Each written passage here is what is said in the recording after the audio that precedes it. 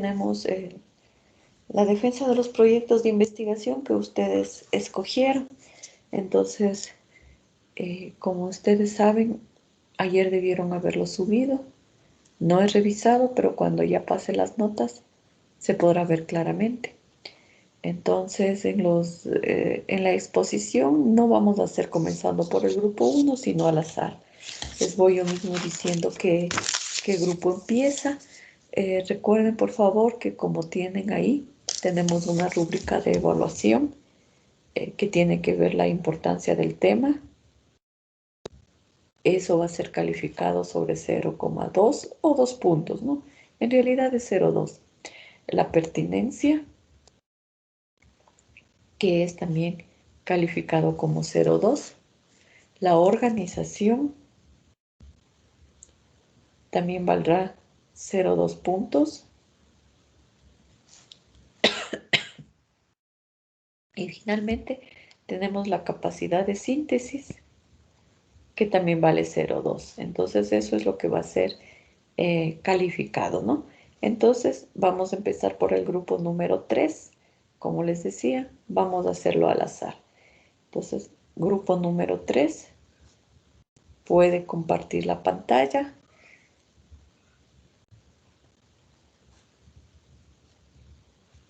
Antes les voy diciendo qué grupo va a ser, ¿no?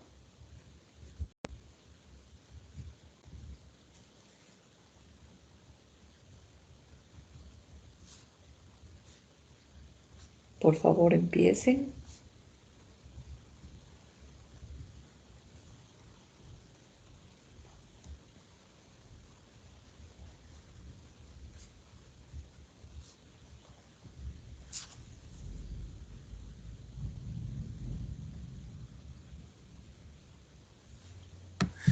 Buenos días, ingeniero.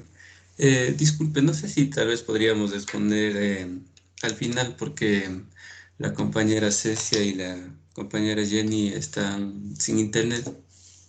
Qué coincidencia, siempre ocurren esas coincidencias cuando les toca hacer. Les doy un par de minutos para que Profe, expongan. buenos días, yo soy Cecia. Deme solo unos minutitos porque ya le llamé al técnico y me dijo que en una media hora ya se soluciona eso. Pero, ¿y cómo me está hablando entonces? Es que estoy conectada con datos. No hay buena señal aquí. Miren, eso les digo, justo ahora ocurre. Justo digo al grupo 3 y Si ocurre quiere eso. ya le envío, profe, unas capturas que ten... Ya, hágalo, espérate a mi teléfono. Porque Ya, a veces resulta ya, medio profe. inconveniente las cosas. Ya, Envíame ahorita ahí mismo. al chat. Ya, Al chat. grupo le voy a enviar que no tengo internet. Ya, profe. Bueno, confiemos en que eso sea así, viendo lo que manda la compañera. Vamos a empezar entonces por el grupo número 2. Si es realidad lo que me dice, bien, espero. Si no es realidad, tienen penalización. Entonces, no me adelanto, mande lo que tenga que mandar. Empezamos entonces por el grupo 2.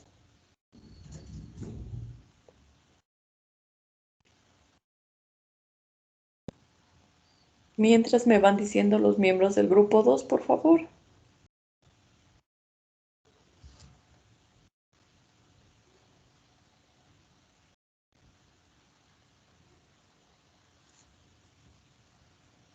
Sí, profe, buenos días. Los integrantes son Jenny Marcatoma, Alejandro Cordovilla, Un ratito. ¿Ya? Carlos Olarte, ¿Ya? Jean Payasco, Anaela de la Cueva ¿Ya? y Elsa Manabanda. Muchas gracias. El tema,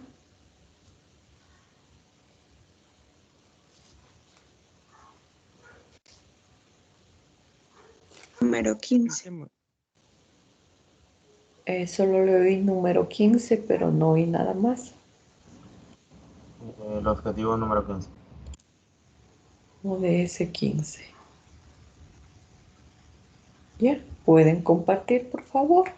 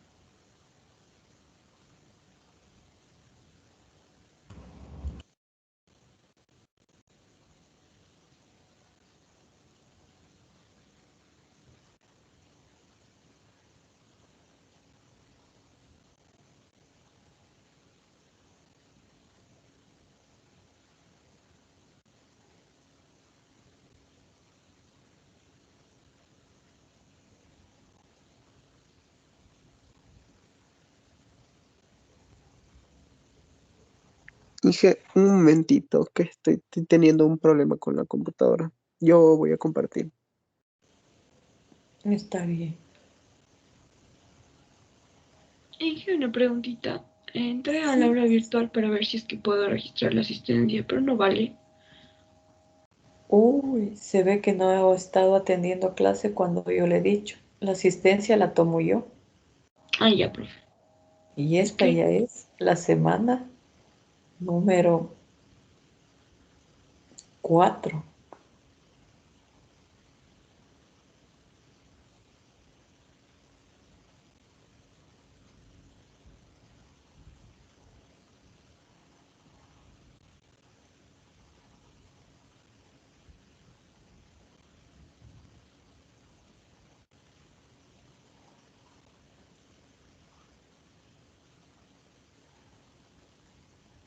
Profe, ya le envié las capturas.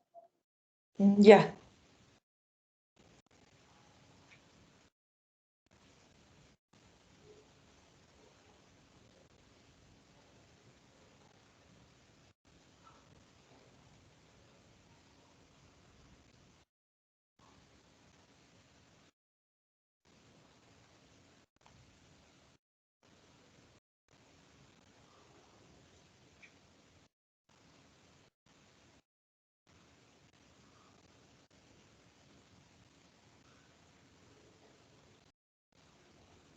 Inge, no sé si se visualice, me confirma.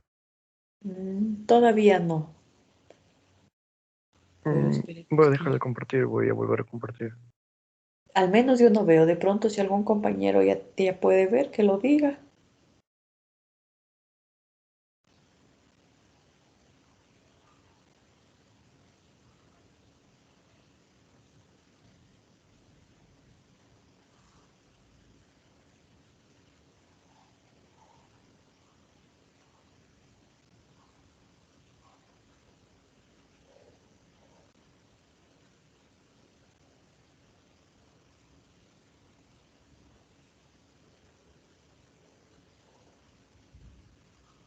Me confirma y Inge.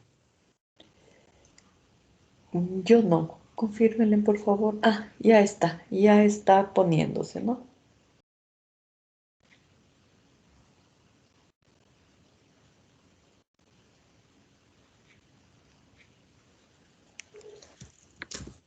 Está cargándose. Ya, ahora sí ya. Entonces pueden empezar. Recuerden que tienen 15 minutos. Son las 7:12.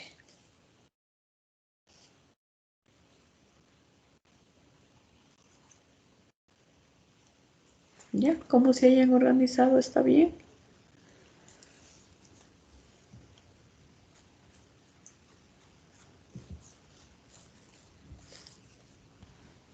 ¿Qué pasó? Pueden empezar.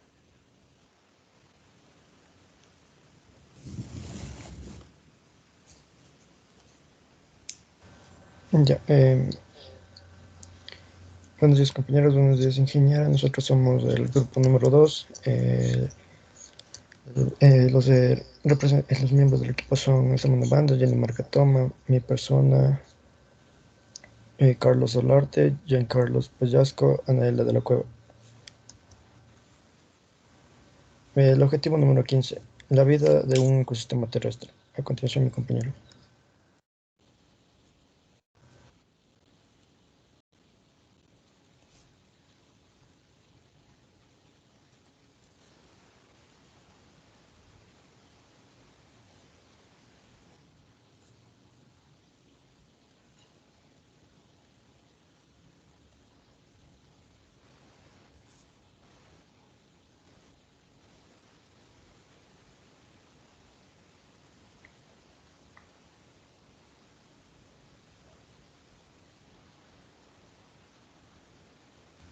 Compañero, puede empezar.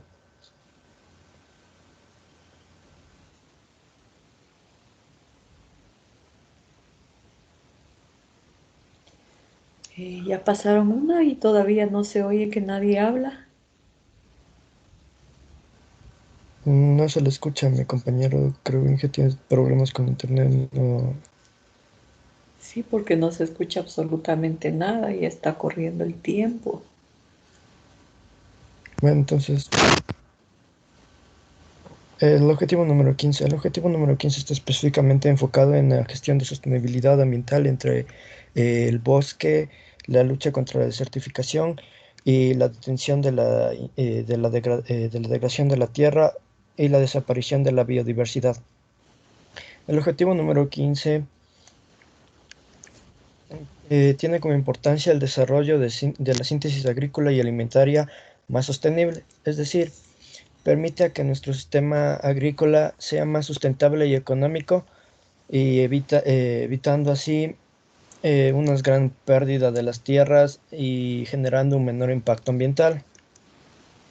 Los principales aspectos que podríamos decir que el objetivo 15 genera, pues es que se sabe que específicamente el 30.7% de los bosques a nivel mundial se encuentran totalmente en el mundo. También se encuentran una gran biodiversidad, existiendo grandes cantidades de especies animales y vegetales, donde, donde se sabe que somos muy diversas, pero la mayoría de estas especies, tanto animales y vegetales, existen específicamente en los bosques. Los bosques son un gran refugio para la diversidad, tanto de plantas y animales. Sabe que aproximadamente 13 millones de hectáreas son quemadas o desaparecen por la quema de los bosques. Y al generar una quema de los bosques, prácticamente lo que nosotros hacemos es como decir, podemos hacer una comparación como cuando una persona fuma un tabaco. Cuando una persona fuma un tabaco no se hace un daño en el instante, pero sí progresivamente a sus pulmones. Entonces, la producción de fábricas textiles y a veces de la quema de estos propios bosques, por causa del ser humano, genera un gran impacto ambiental. Recuerde que tienen que intervenir todos, ¿no? Sí, Usted es Carlos Olarte, Hola, hola. no, Inge. ¿Sí me escuchan? es Patricio Cordovilia. Sí, Inge. ¿Me Ya, muy escuchan? bien. Ya se te escucha, compañero. Por favor, prosigue. Ya, procede a poner la primera, por favor. Eh, Prosigue, por favor, de donde se quedó.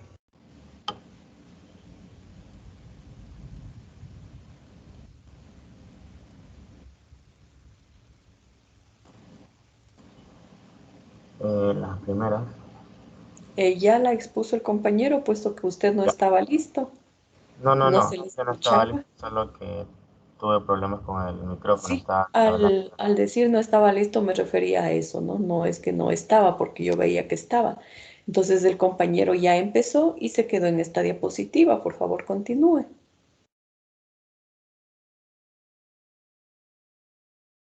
No podemos volver a repetir de lo que el compañero ya dijo. Tenemos que los enfoques del objetivo 15 en los bosques albergan el 80% de las especies. También tenemos lo que es la desertificación, lo cual sobrepasa de la frontera agrícola. En la biodiversidad tenemos que la caza de especies, animales y tráfico de especies vegetales. Esto es lo que se da muy a menudo. También tenemos en cuenta que en nuestra Amazonía se da mucho esta caza de especies animales, la cual se está viendo muy afectada en lo que es el tráfico de los animales y algunos que están en especie en peligro de extinción.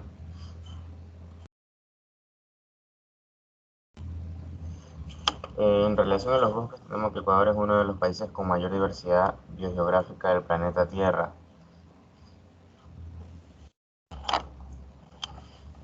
Para empezar, ¿qué es un bosque?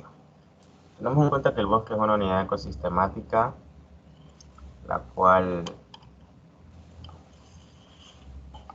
Se encuentra conformado por especies vegetales y animales tales que interactúan con los recursos hídricos, como la biodiversidad, suelo, aire, entre otros. Vemos que también estos bosques son caracterizados por poseer gran cantidad de árboles y una gran,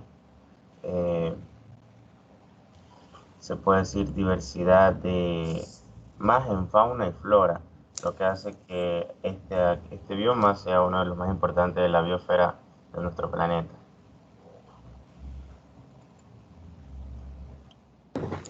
Bueno, verán, bosques, en tal caso en nuestra región tenemos diversas cantidades, o sea, no es que un bosque esté conformado solo por árboles, sino que se encuentra conformado por varios factores es bastante biodiverso. Como por ejemplo tenemos en la costa, tenemos bastante, en el sector donde yo vivo, que es Santa Elena, tenemos bastantes bosques secos, nosotros sí sabemos decir así, porque la verdad se encuentran bastantes especies que pueden sobrevivir con pocas cantidades de agua. Como podemos ver, la sierra, más caracterizada por los páramos, podemos ver una vegetación bastante pequeña, que vendría a ser arbustos, matorrales, pero no por eso dejaría de ser un bosque o un área protegida, ya que se encuentran bastantes especies vegetales, las cuales en muchos casos a veces están en escasez y podrían estar en algún peligro de desaparecer. Como podemos ver en la sierra, la vegetación que se caracteriza por ser por hierbas que conforman una agregaciones densas. ¿Qué quiere decir esto? Que, o sea, no es que se encuentren en un solo punto, sino que se encuentran a lo largo, de, por ejemplo, del páramo. Tenemos como un ejemplo característico Chimborazo. Estas plantas se han adaptado bastante bien a los climas fríos y a una altura bastante, valga la redundancia, alta, a presiones bajas. En la costa quise ubicar un ejemplo bastante certero acá, que las prácticas agrícolas, la tala de árboles, la tala de bosques, en este caso por la especie de los guayacanes y de los ceibos, a veces se ve bastante afectado por esto. En ciertas partes de la costa existe lo que es muy poca lluvia, por lo que se encuentran casi toda la época del año los árboles se encuentran secos, pero no por eso no quiere decir que no exista plantaciones con humedales bastante grandes.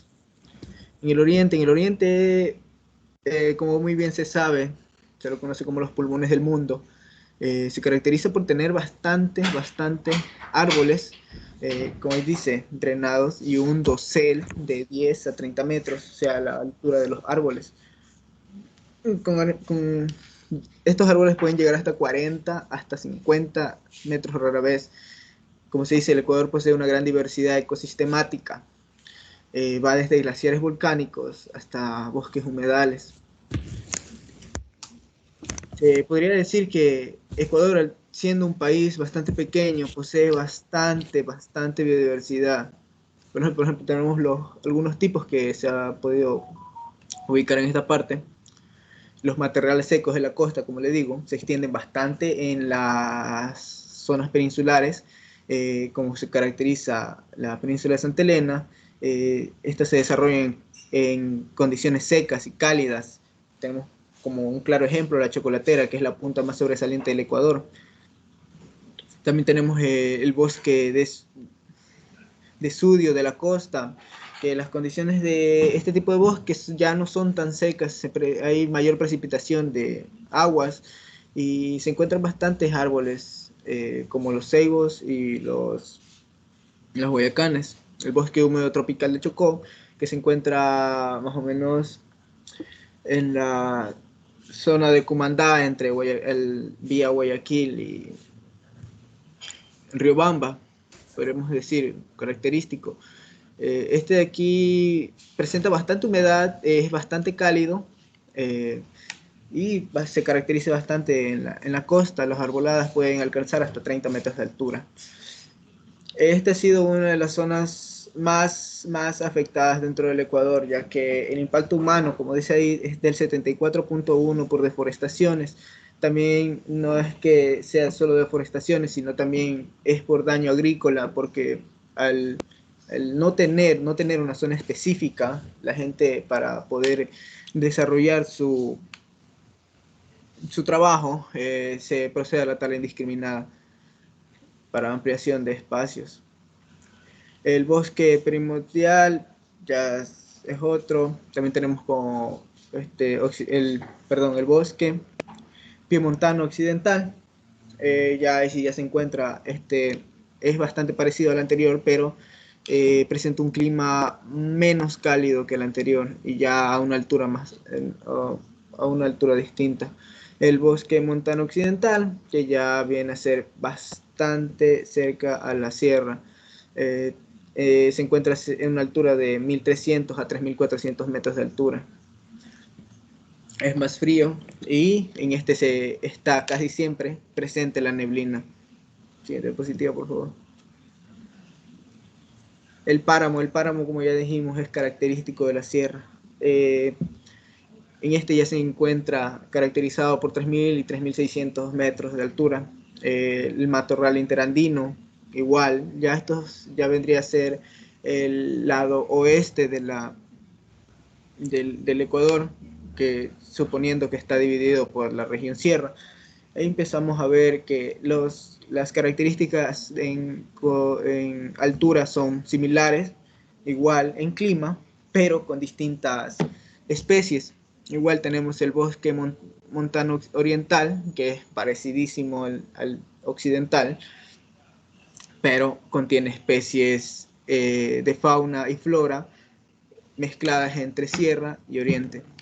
Ahora, como tenemos la cobertura forestal del Ecuador según el mapa de uso y cobertura en 1990, podemos observar que las formaciones arbóreas se encuentran bastante predominadas en la región oriental, pero como se puede ver, parte de la zona oriental se encuentra una línea de deforestación, pero eso no implica que al otro costado se encuentre bastante arbolada por parte de la sierra. Más que nada, la costa siempre ha sido un lugar en el cual predomina el clima seco. Ahora, ¿qué se necesita para preservarlos? En sí, no basándonos solo en que se debería de cuidar el medio ambiente, que no se debería botar basura en la tala, más que nada se desarrolla por los sistemas políticos que implementan en un país. Viene bastante encaminado hacia el desarrollo y todo eso. Prosigo con la siguiente exposición de compañero. Ya, Ya, el tienen enfoque, un ratito, por favor. Ustedes han ocupado prácticamente 13 minutos y les falta todavía hablar a 3 compañeros. Con esa observación continúe.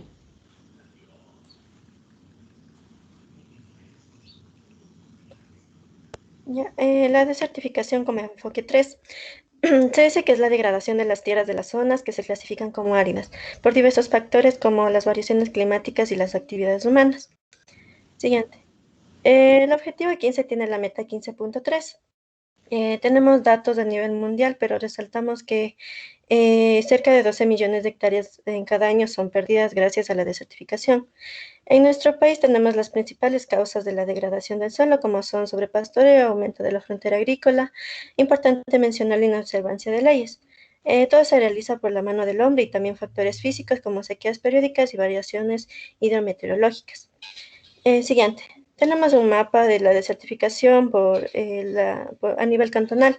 Como podemos observar, la franja costera y las sierras son las más afectadas, ya que estas zonas son principales en la agricultura y durante muchos años se ha ido poco a poco degradando, llegando a un 22.9% susceptible a la desertificación.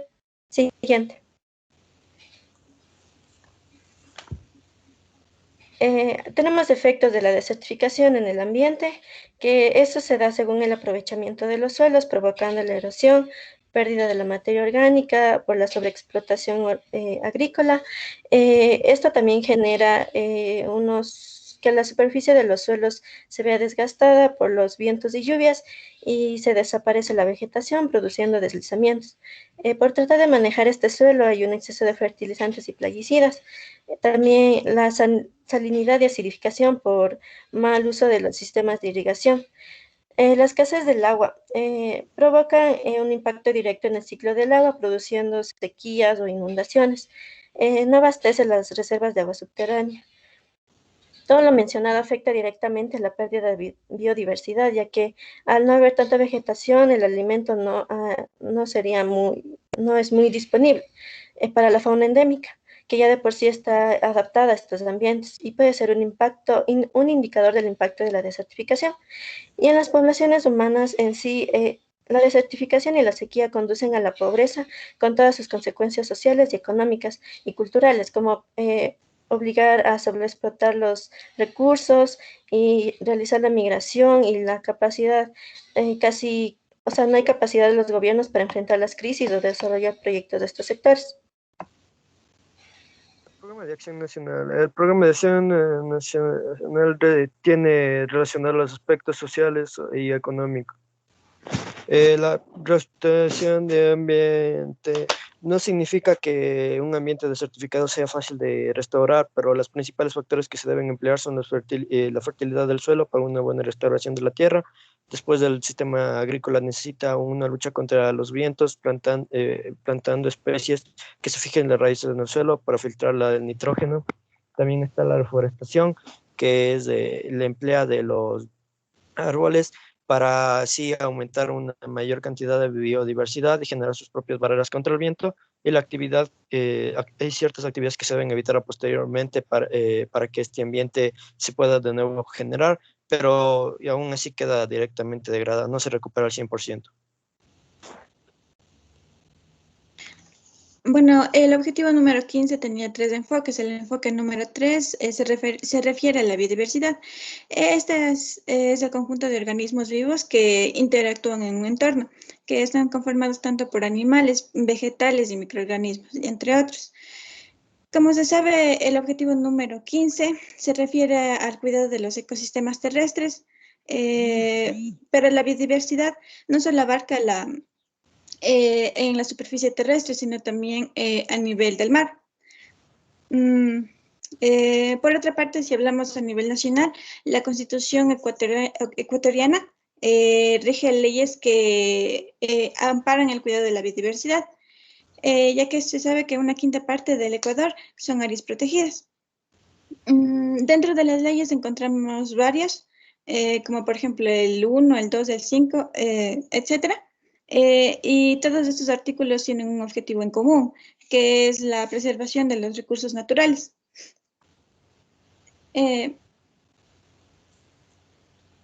¿Podrías poner el anterior, por favor? Ya, para mi consideración, el artículo número 1 me parece muy importante analizarlo a detalle porque posteriormente se explicará con un ejemplo. En sí, el artículo número 1 tiene como objetivo el proteger, conservar y restaurar la biodiversidad de manera sustentable. Es decir, si es que una persona o una comunidad desea usar los recursos de los ecosistemas, debe hacerlo de manera responsable. Estas personas están en el derecho de usar los recursos y servicios que le brinda los ecosistemas, pero así como también tienen derecho, también están en la obligación de rehabilitar, restaurar y recuperar ecosistemas y especies que están en peligro de extinción, provocados por su propia causa. Siguiente. Bueno, el ejemplo es las vicuñas en el Ecuador. Son una especie que hasta el año de 1988 estuvo en peligro de extinción debido a varias causas. Por ejemplo, la introducción de especies invasoras, la quema de pajonales y la caza de esta especie y la escala de la frontera agrícola. Todos estos factores provocaron que las vicuñas se sintieran acorraladas y que fueran desapareciendo poco a poco. Esta especie se encuentra ubicada entre las provincias de Bolívar, Chimborazo y Tungurahua. Hasta el año de 1988, las comunidades tomaron conciencia y mediante convenios pudieron reintroducir esta especie. Siguiente diapositiva. Bueno, esta introducción de la especie, de las vicuñas, se realizó mediante un convenio entre Chile, Perú y Bolivia. Entonces, cada uno de estos países contribuyeron con una base de vicuñas que la trajeron hasta Ecuador, hasta la zona andina, para comenzar este proceso de reintroducir la especie a los páramos. Bueno, en este ejemplo se puede evidenciar que si desaparece una especie, provoca una ruptura del ciclo de vida de otras especies, como tanto animales, vegetales y otros. En sí, el objetivo número 15 marca en esta sección de la biodiversidad para que se tenga cuidado y se preserve. Eso es todo. Gracias. Ya. ¿Qué pasó con Anaela?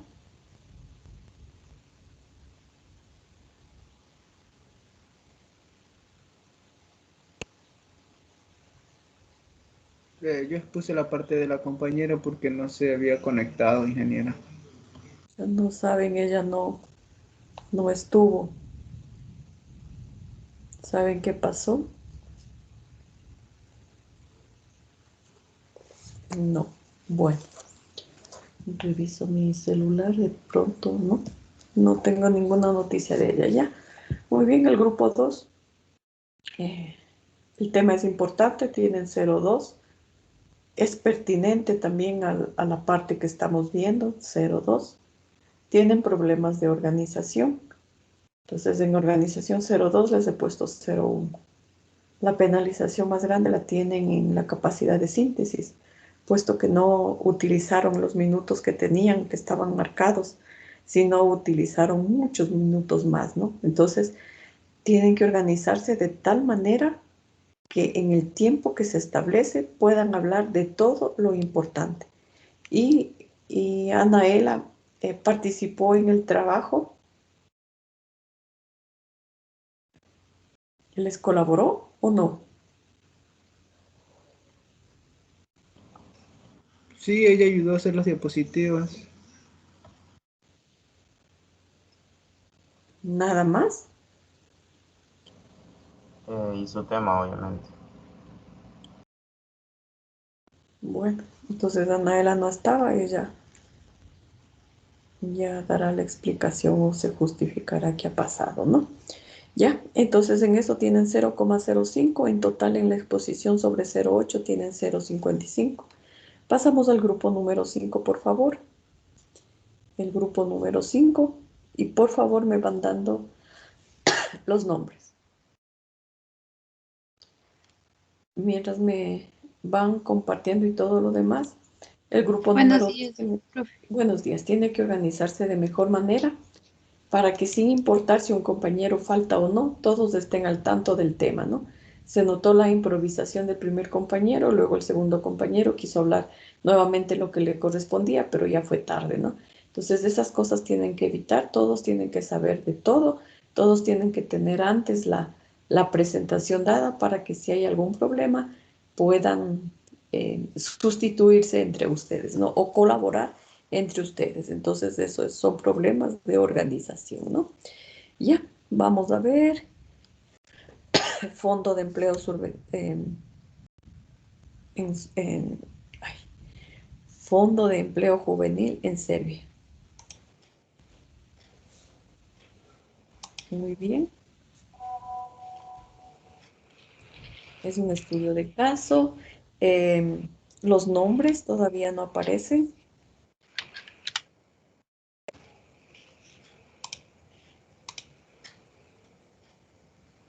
Ya. Víctor Miño. Yo voy tomando luego en cuenta quién va participando. Nayeli Manitio. Darwin Agualema, Johnny Doisela,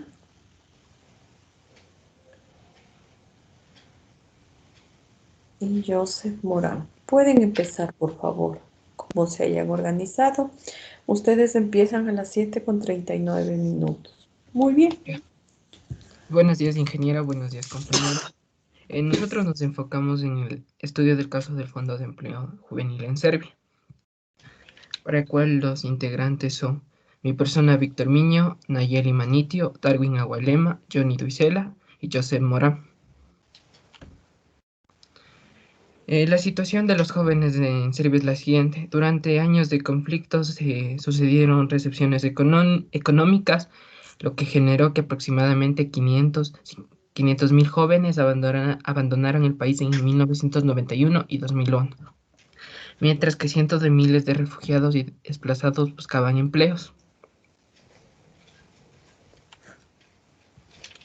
Para el año del 2007, el acuerdo de readmisión entre Serbia y la Unión Europea estipuló que 100.000 y 150.000 individuos regresarían al país. El 40% de los individuos se establecieron en los distritos de Pequestín, Bačka del Sur y Belgrado. Los objetivos de este estudio son el desarrollar políticas basadas en las evidencias sobre empleo juvenil y migración, fortalecer la capacidad institucional nacional para diseñar un mercado laboral y servicios sociales integrados alineados con objetivos de políticas, y finalmente apoyar a las instituciones locales para que implementen programas de empleo y servicios sociales innovadores.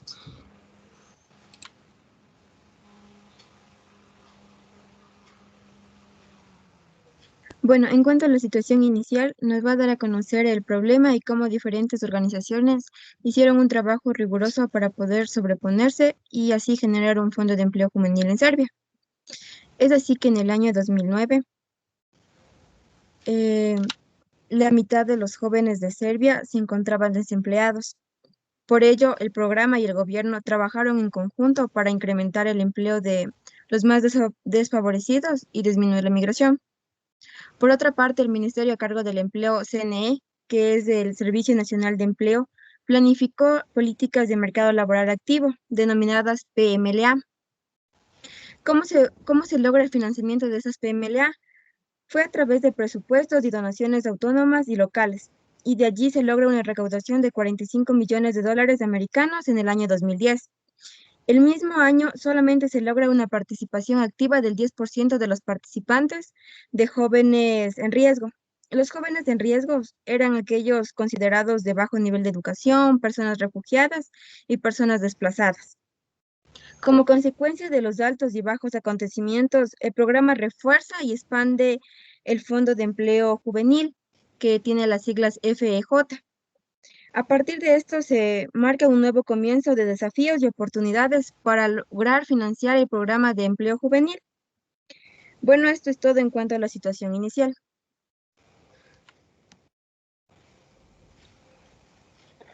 Las estrategias. Las estrategias que se utilizó para poner en marcha este proyecto cumplen dos fases según el Fondo de Empleo Juvenil junto con el OIT, que es la Organización Internacional de Trabajo.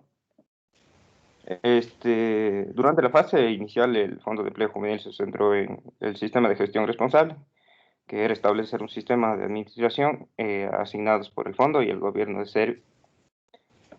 También en los procedimientos para el desarrollo de los fondos por parte del SNE, que tenía el objetivo de implementar los programas a nivel local, diseñar la secuencia de servicios y programas, que consistía en mejorar el control del sistema enfocado en los siguientes aspectos, que son el criterio de elegibilidad, el tipo y duración del programa y los niveles de compensación. El sistema de monitoreo y evaluación, que servía para medir los resultados alcanzados de cada persona beneficiada.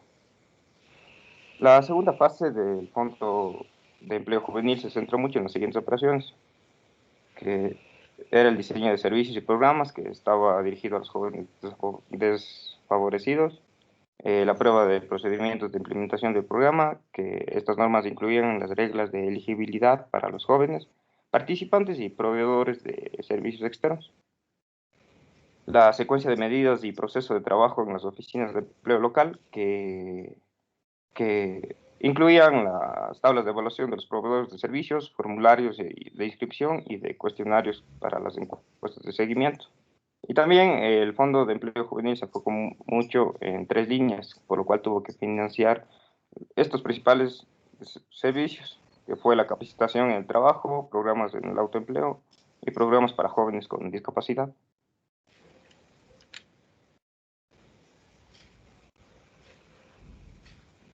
En el punto 4 tenemos resultados e impacto. Bueno, el programa impulsado por el FIJ contribuyó a la implementación de programas de mercado laboral y servicios para más de 4.000 jóvenes desempleados, de los cuales un 89% tenían un bajo nivel de educación, un 69% no tenían experiencia laboral previa y un 64% eran jóvenes desempleados por un largo plazo. Además, el FJ combinó diferentes servicios y programas en un paquete para abordar las barreras múltiples que existen en el mercado laboral, encontradas de forma individual, y mejoró la responsabilidad de las asociaciones público-privadas en proyectos sociales y de empleo, reforzó la descentralización de las tomas de decisiones a nivel local y aumentó la eficiencia de los procedimientos de implementación de intervenciones de programas de empleo para jóvenes. Esto fue tanto a nivel local como nacional. Siguiente, por favor. Bueno, más de 2.800 jóvenes, hombres y mujeres desfavorecidos participaron en la capacitación vocacional y en bolsa de trabajo, de los cuales el 89% de los beneficiarios tenía educación primaria o menos, el 64% se encontraba desempleados por un largo tiempo, el 69% no tenían experiencia laboral previa, el 15% eran romaníes, el 6% eran jóvenes con discapacidades y el 8% eran jóvenes beneficiarios de la asistencia social. Como resultados tuvimos que en las áreas del proyecto, donde se llevó el proyecto, descendió un 5% el número de los jóvenes que estaban registrados como desempleados entre las edades de los 15 a 29 años. También los jóvenes desfavorecidos que se encontraban registrados, la cifra bajó casi en un 25%. Y en comparación en los distritos vecinos, o sea, la proporción aumentó más del 6%. También se estableció 15 nuevos indicadores en las áreas de empleo, protección social y migración laboral. Y además el programa ayudó a dar forma a una nueva estrategia nacional de empleo y produjo el primer libro blanco para la migración laboral en Serbia.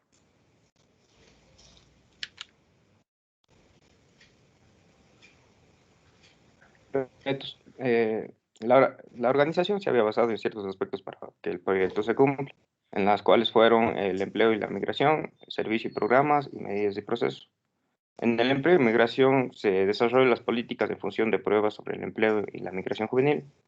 En servicio y programas se vieron 2 aspectos, que fue favorecer la capacidad de instituciones nacionales para diseñar el mercado laboral y servicios sociales integrados alineados con los objetivos de la política. En medidas y procesos se respaldó a las instituciones locales para poner a prueba programas de empleo y servicios sociales innovadores. También estaba dirigido a hombres y mujeres juveniles menos favorecidos. Gracias a esto se pudo ayudar a 3.000 jóvenes desfavorecidos que recibieron servicios y programas individuales.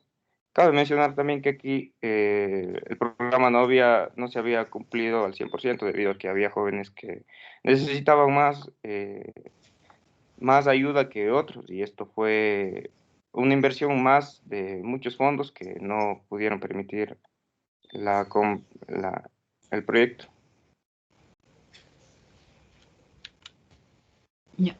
Este programa fue posible por la transparencia en los procedimientos de obtención, distribución y nivelación de distintas fuentes de recursos para los jóvenes. También la cooperación entre el gobierno serbio y el Fondo para el Logro de los ODS del Milenio lograron un enfoque claro sobre la participación activa de los municipios y los jóvenes en estos programas de formación que estaban patrocinados por la ONU. Estos proyectos abarcaban becas, entrenamientos y periodos de práctica en empresas que posibilitaban a los jóvenes a emplearse o emprender su propia empresa. Tenemos algunos ejemplos como lavadoras de autos, empresas de entretenimiento, de café, de almacenaje. Para poder realizar una réplica de este programa, se debe implementar un servicio público de empleo que tenga la capacidad de analizar y ejecutar medidas de mercado laboral e inclusión social. Esta implementación es sostenible a largo plazo porque su enfoque no solo se centra en los jóvenes, que su edad puede estar entre los 18 y 25 años, sino también en todos los desempleados que están registrados. La experiencia previa en gestión de servicios y programas de mercado laboral permiten el avance de la réplica. Y finalmente, las instituciones deben estar preparadas para administrar con transparencia y eficiencia los fondos a nivel local. También cabe destacar que el Fondo de Desarrollo del Milenio extendió sus recursos al gobierno serbio para implementar su fondo de empleo, porque este programa trató de erradicar el 46% de desempleo que sufría su país.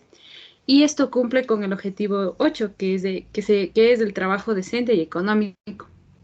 Y como dijo anteriormente mi compañero, este programa no llegó a cabalidad, a completar el 100% de efectividad. Sin embargo, como este proyecto es de cooperación mutua entre gobierno, Fondo Monetario, Fondo de los ODS y también de los jóvenes, si una parte de ellos no cumple, es casi imposible que se logre con este objetivo. Y es por eso que se necesita transparencia, responsabilidad y deseos de salir adelante. Podemos observar la bibliografía. Y muchas gracias. Ya, muy bien. Ustedes en cambio han hablado exactamente 11 minutos de los 15 programados, ¿no? Abordaron muy bien el tema, pero la síntesis es lo que falló, ¿no? O sea, sintetizaron muy bien y desaprovecharon unos cuantos minutos.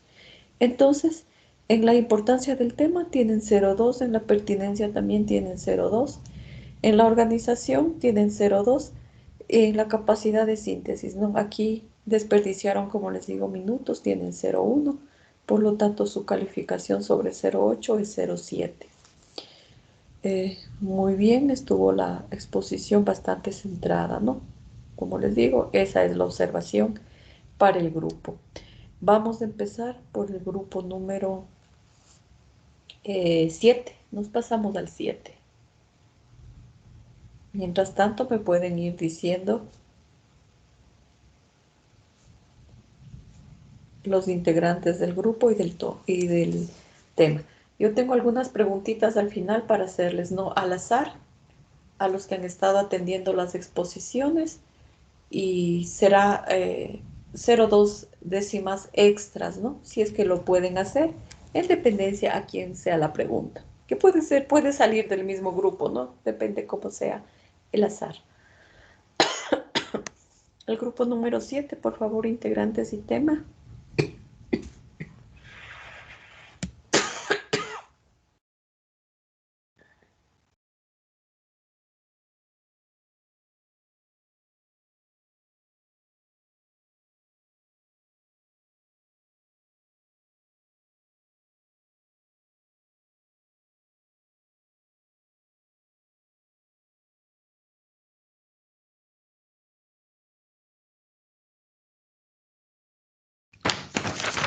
Buenos días, profe. Ya le digo a los integrantes hasta que el compañero comparta las diapositivas. Gracias, gracias, joven. Charles Cabrera.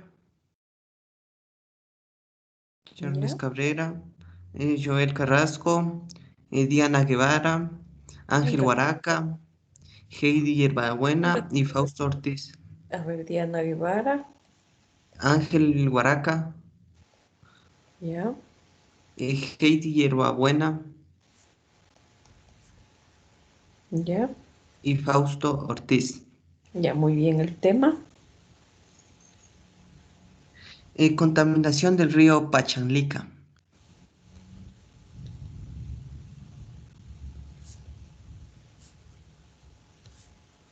Gracias. Ya, entonces pueden compartir. Esperemos para ver a qué hora empiezan. Ya inicié unos minutitos, por favor. Unos minutos es mucho. Todos deben estar listos, ¿no? Bueno, hasta que estén listos me voy a tomarles lista.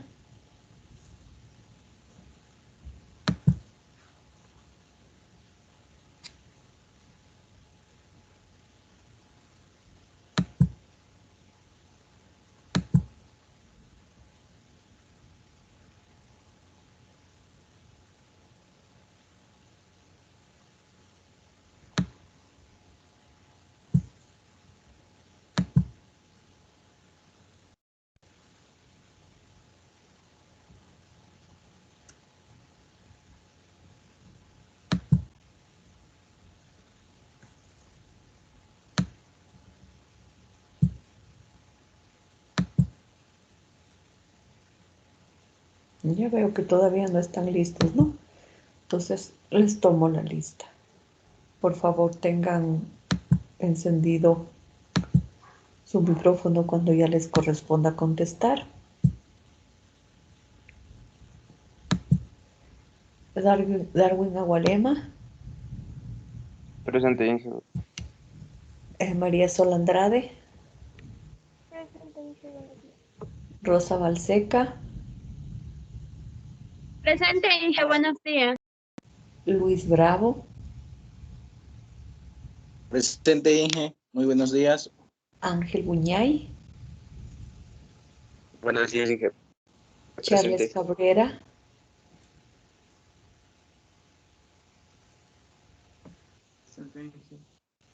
Charles, debe estar, es del grupo. Ya, Wilson Cantos, Presente, Inge. Buenos días. Joel Carrasco, Presente, profe. Pablo Chasipanta, Buen día, Inge, presente. Patricio Cordovilia, Presente, Inge. Leiker Cujilema, Presente, Inge. Buenos días. Fernando Cunalata, Presente, Inge, buenos días. Anaela de la Cueva, ella no está, Johnny Duisela, Presente, Inge, buenos días. Angelo Encalada, Presente, buenos días. Nayeli Flores, Buenos días, ingeniera. Presente. Camila García, Presente, Inge, buenos días.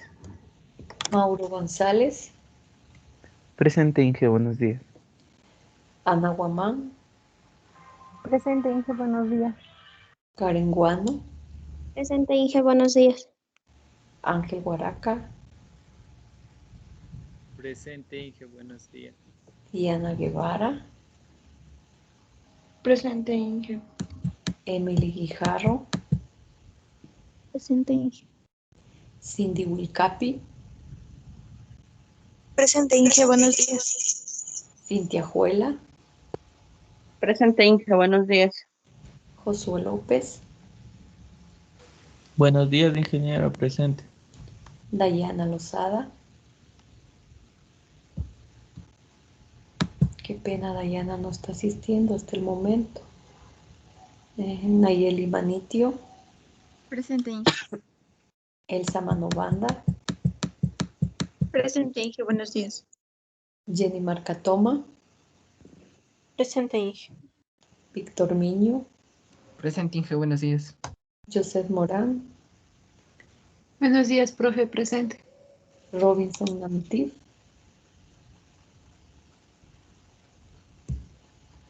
no está Robinson, Kimberly Narváez, Presente, Inge, buenos días. Romero Ochoa, Buenos días, Inge, presente. Carlos Dolarte. Presente, Inge, buenos días. Todavía no está el grupo 7, no vayan por favor alistando, no pueden demorarse mucho. Fausto Ortiz, Presente, Inge, buenos días. Jan Paliasco, Presente, ingeniera, buenos días. Gabriela Paredes,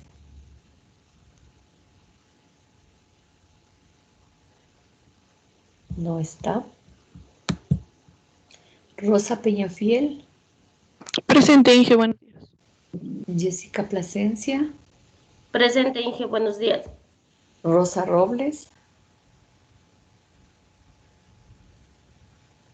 No. Vanessa Rojano. No. Cecia Sierra. Presente, profe. Yonder Suquilanda. Presente, Inge, buenos días. Bob Tobar. Presente, profe, buenos días. Luis Torres. Homero Hunda. Presente, Inge, buenos días. Daniela Urgilés. Presente, Inge, buenos días. Milton Valdivieso. Presente, profe, buenos días. Vicky Valiadares. Buen día, profe, presente. Iván Velasco. Estaba con problemas de internet. Jenny Velasco. Tampoco. Jocelyn Vergara. Presente, profe, buenos días. Heidi Hierbabuena. Presente, Inge. Y Lizeth Yupanqui. Buenos días, profe, presente. ¿Alguien de los que no estaban para incluirle en la lista? Anaela de la Cueva. Dayana Lozada. Robinson Nantiv. Gabriela Paredes. Rosa Robles. Vanessa Rojano. Iván Velasco. Jenny Velasco. Bueno, muy bien. Ya está listo, ¿no? Entonces comenzamos por favor con el grupo 7.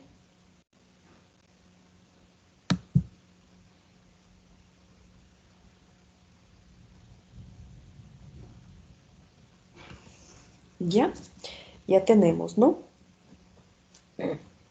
Todavía no consta el tema ahí, pero ya están los integrantes, ¿no? Muy bien, por favor, pueden empezar. Empezamos a las 8:01.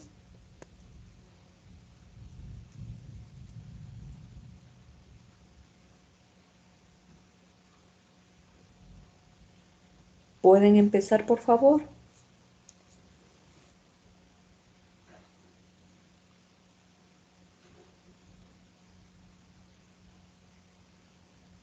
¿Qué pasó? Bueno, muy buenos días, compañeros. Inge, nosotros somos del grupo 7.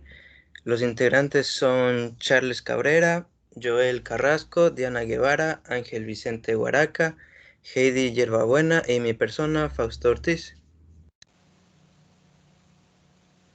El tema que hemos escogido es en sí la contaminación de ríos, pero va a ser un poco más específico, que va a ser sobre el río Pachanlica. A continuación, mi compañero va a explicarles un poco sobre el tema. Buenos días, compañeros y profesora. Voy a darles una breve introducción sobre la contaminación de lagos y ríos. Según algunos investigadores, dice que se atreven a decir que el 99.9% de las causas de la contaminación del agua o de la contaminación hídrica son por acción y actividades humanas. Y aunque el ser humano a veces se da cuenta que está dañando al ambiente, sin embargo, no le da igual. Vamos a comenzar con los tipos de causas. Por ejemplo, existe contaminación por basura, contaminación por desechos y vertidos industriales, que en muchas ocasiones las fábricas no cumplen con la legislación medioambiental e infringen las normas, provocando así grandes destrozos naturales al verter sus aguas sin filtrar en estas masas naturales. También tenemos ocasionados por vertidos de petróleo, contaminación por productos químicos, y también por el uso de pesticidas en agricultura, que en muchas ocasiones estos se van a parar en el río. Y como consecuencias tenemos alteración del ecosistema, la pérdida de la biodiversidad, la eutrofización, que la eutrofización se sucede cuando la composición de lagos en mayor medida y ríos se ve alterada por la presencia de fertilizantes u otros productos químicos, alterando la composición de estos, aumentando de esta manera la concentración de nitrógeno y fósforo. Esto hace que se genere una capa que impide el paso de la luz y oxígeno, provocando grandes problemas en la biodiversidad acuática, además de enfermedades a los animales y plantas, también a los seres humanos, ya por la ingesta directa o no directa de esta agua contaminada. Para nuestra exposición hemos tomado como tema la contaminación del río Pachanlica. Esta se está llevando a cabo aquí en el Cantón Ceballos para tratar de descontaminar este río. Es un proyecto que está en desarrollo, en la cual vamos a hablar sobre lo que ya se está llevando hasta el momento. Actualmente existen varios puntos por donde ingresan aguas contaminadas provenientes de pequeñas industrias y hogares, siendo crítico cuando el caudal del río es bajo, ocasionando la contaminación del río Pachanlica y afectando al turismo del Junjún.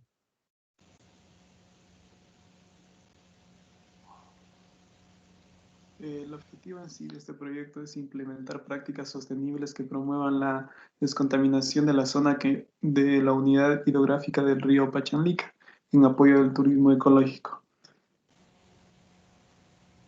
Además de que no solo busca impulsar el turismo, sino que al ver que hay contaminación en los ríos es muy perjudicial para la salud y para la biodiversidad que está en su entorno. Nuestra justificación es que el Junjún es un lugar turístico ubicado a las orillas del río Pachanlica. Actualmente el agua de este río está contaminada principalmente cuando el caudal es bajo. Necesitamos implementar un sistema para tratar el agua y hacer más agradable la visita de los turistas.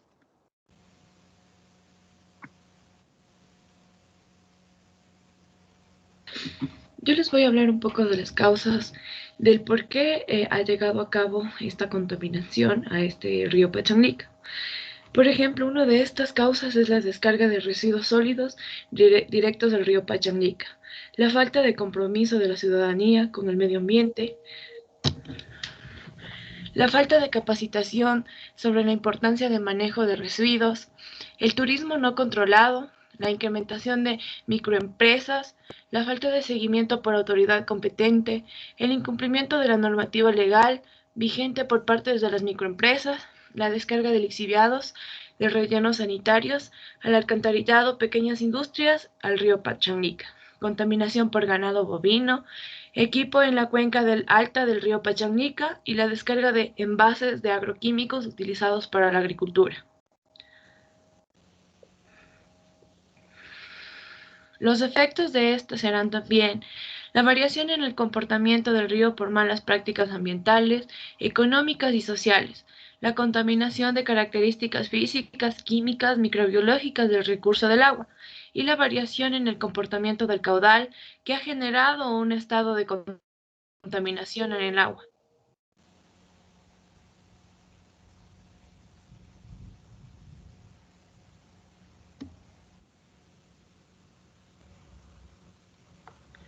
Bueno, en cuanto a la metodología de implementación, hay que saber que la descontaminación del agua es una práctica que incluye todas las estrategias destinadas a su purificación.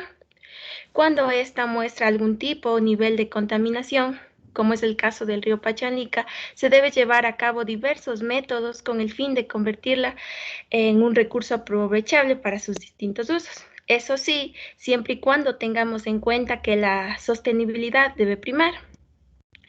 Entonces, el rápido crecimiento de la población humana, sumada al uso masivo de combustibles fósiles, está provocando la emisión descontrolada de aguas residuales que amenazan la sostenibilidad del planeta.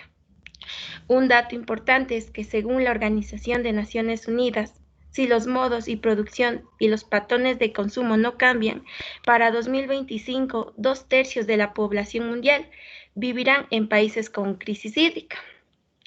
Existen muchos métodos de descontaminación del agua. En este caso, hablaremos de 3 en específico a través de su purificación.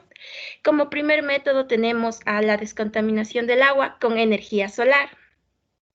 Este es uno de los métodos más innovadores, ya que para llevarlo a cabo se aplican procesos de fotocatálisis a partir del aprovechamiento de la luz solar. Este método suele usarse para las aguas residuales contaminadas por las actividades industriales. Las radiaciones solares eliminan la presencia de organismos contaminantes y van a impedir así su reproducción. La clave de este método, en pocas palabras, es tomar un medio acuoso tóxico, usar radiación solar, un material fotocatálico y una sustancia oxidante para desestabilizar los enlaces químicos de las moléculas contaminantes, robarles un electrón y así oxidar paso a paso a los contaminantes. Como segundo método está la descontaminación del agua con plantas acuáticas. En este método se utilizan plantas acuáticas y algas para crear lo que se conoce como el consorcio de algas y bacterias. Esta es una técnica sumamente ecológica, además de que ya se comprobó que tiene un rendimiento muy alto en la depuración de aguas residuales. Aquí algunas especies de plantas acuáticas interactúan a través de la simbiosis con ciertas bacterias específicas. Así, mediante su unión, se van a eliminar los agentes contaminantes de las aguas a través de la bioremediación. La bioremediación es un proceso biotecnológico que utiliza microorganismos, hongos, plantas, enzimas para recuperar un medio ambiente alterado por contaminantes y regresarla a su condición natural. Finalmente, en este método, además de descontaminar el agua, genera biomasa. Por ende, la biomasa resultante del proceso de descontaminación podría utilizarse como un fertilizante natural. Gracias.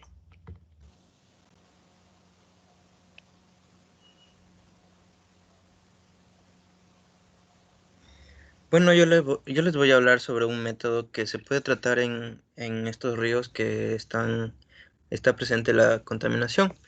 Es un humedal artificial de desechos cloacales e industriales.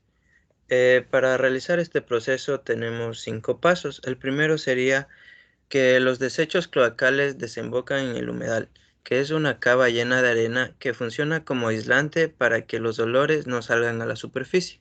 Como segundo paso tendríamos que el filtro del humedal consiste en una gran plantación, en este caso de juncos con sus raíces dentro de la arena, que se alimentan del agua. Como tercer punto sería los nutrientes del agua son absorbidos por los juncos, que se atrapan en sus tejidos y lo utilizan para su crecimiento. Como cuarto punto tenemos que los nutrientes absorbidos se eliminan con el cambio de tallo del junco. Estos restos forman una capa aislante. Y como quinto punto, el agua ya libre de nutrientes desemboca desde el humedal hacia la laguna. Aquí podemos ver en la imagen cómo sería aplicado. Los modelos de este proceso están aquí aplicados como ven en la imagen, y la definición de este proceso es que un humedal artificial es un sistema de tratamiento de agua residual, estanque o cauce, poco profundo, que no tiene más de 0,6 metros, construido por el hombre, en el que se han sembrado plantas acuáticas y contado con los procesos naturales para tratar el agua residual.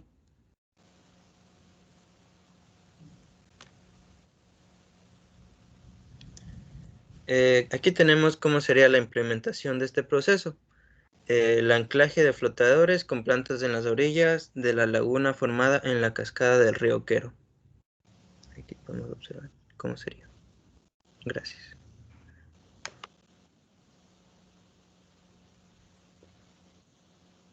Bueno, tenemos también la descontaminación del agua con microorganismos.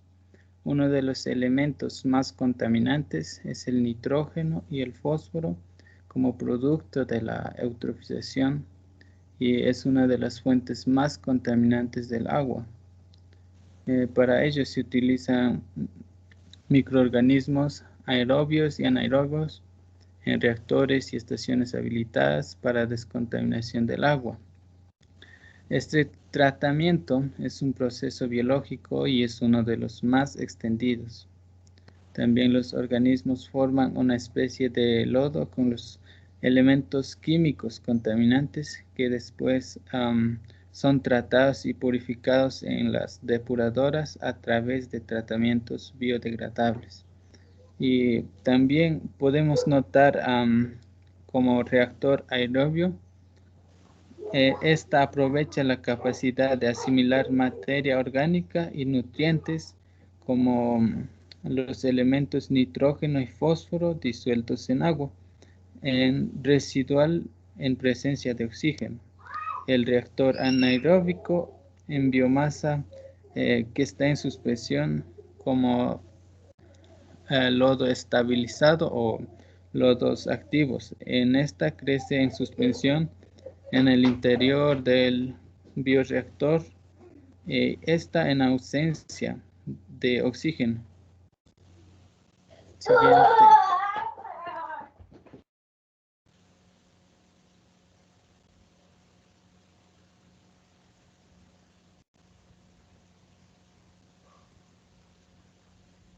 La dosificación de bacterias.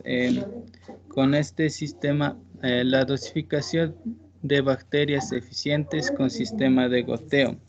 Con este sistema de goteo se introducirá una cantidad específica de bacterias para realizar el proceso.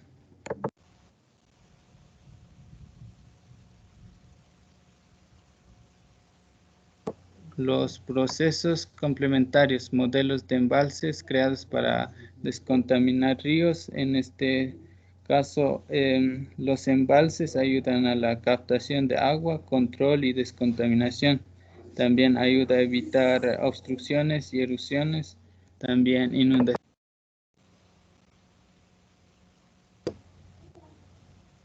Siguiente.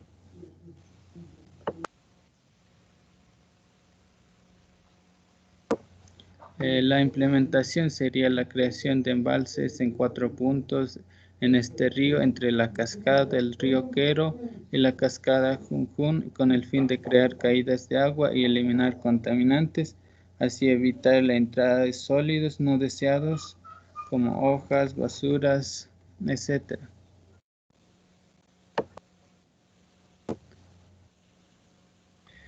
Bueno, como una conclusión y a la vez recomendación, hemos hablado sobre la contaminación del río Quero, pero tenemos al tanto de que la mayoría de los ríos del Ecuador o por no decir del mundo entero tienen este problema.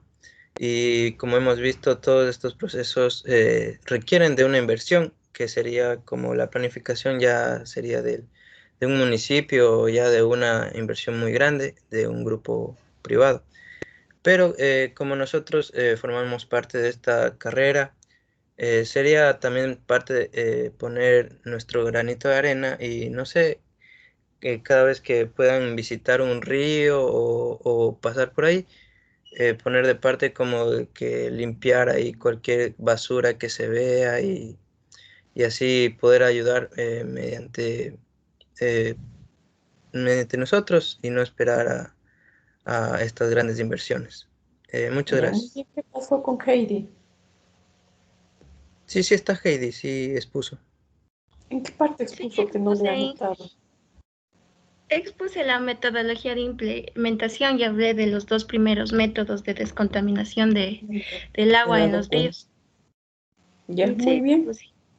Ya el tema se encaja, ¿no? Es importante, es pertinente, se han organizado bien y la capacidad de síntesis también ha estado bien, han expuesto algunas cosas, han hablado también de la realidad del río y lo que se podría hacer, todo está bien, ¿no? Ustedes tienen 0,8. Muy bien, chicos, pasamos al grupo 1. Profe, y como alguna información o dato importante es que nosotros aquí en Riobamba tenemos el río el Chibunga y dice que este río es el 4.º río más contaminado del Ecuador.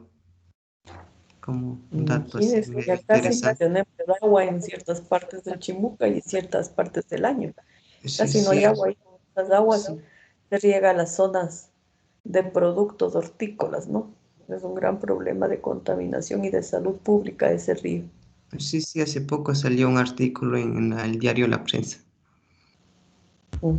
Disculpe, Inge, ¿qué grupo dijo? Grupo número 1, por favor, me van dando los nombres y el tema.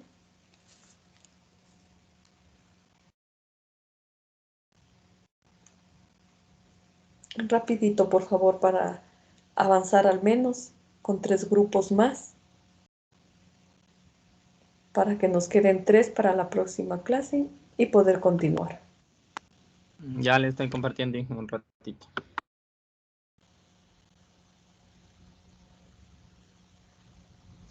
O al menos avanzar con 2 grupos más.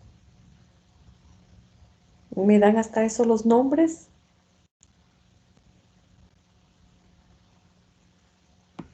Robinson Nanti. Ya.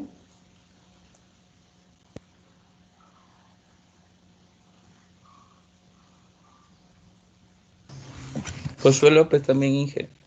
Sí se puede ver lo que estoy compartiendo. Sí, ya la estoy pantalla. viendo, no se preocupe. Ahí, Inge. Baker, Cujilema. Están Robinson. Robinson, ¿qué apellido es, por favor? Se fue ya la imagen. Sí, se fue. Sí, ahora está una pantalla negra, ¿no? Pero está como cargando. Robinson Nativ.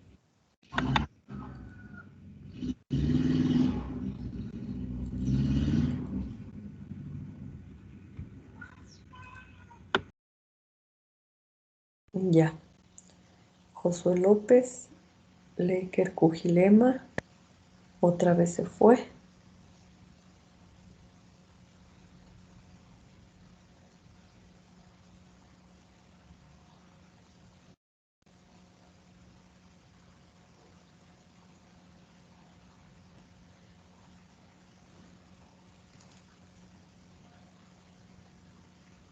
Ya, me ponen en la diapositiva de los nombres, por favor. Leí de 3 personas, pero...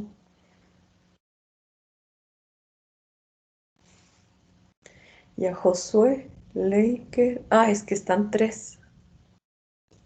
Ya, muy bien. Pueden empezar, por favor. Empiezan con 21 minutos. Ya, ingeniero, bueno.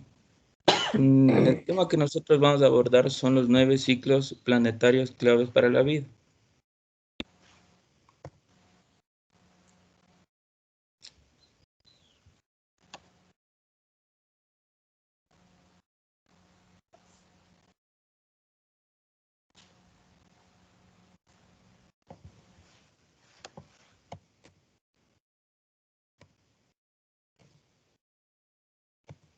Ya.